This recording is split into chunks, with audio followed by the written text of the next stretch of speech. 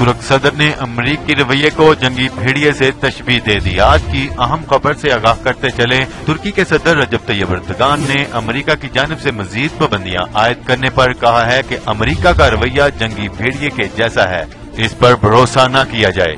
Express news के मुताबिक Kyrgyzstan के दौरे के दौरान बिजनेस फोरम से खिताब करते हुए तुर्क सदर रजब तैयब एर्दोगान ने कहा कि हमें डॉलर की इजारादारी के खात्मे के लिए बतदरीज काम करना होगा, जिसके लिए हमें अपनी कौमी करेंसी में तजारत को फरोग देना होगा। तुर्क सदर ने कहा कि अमरीका का रवैया जंगी भेड़ियों जैसा है, इस पर भरोसा न किया जाए। डॉलर के इस्तेमाल से हमें सिर्फ नुकसान ही पहुंचा है, हम इसका इस्तेमाल बंद कर देंगे, तभी हम कामयाब होंगे।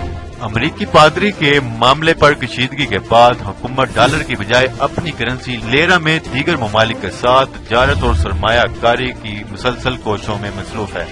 इस ज़मन में रूस और तुर्की के दरमियान बातचीत भी जारी है।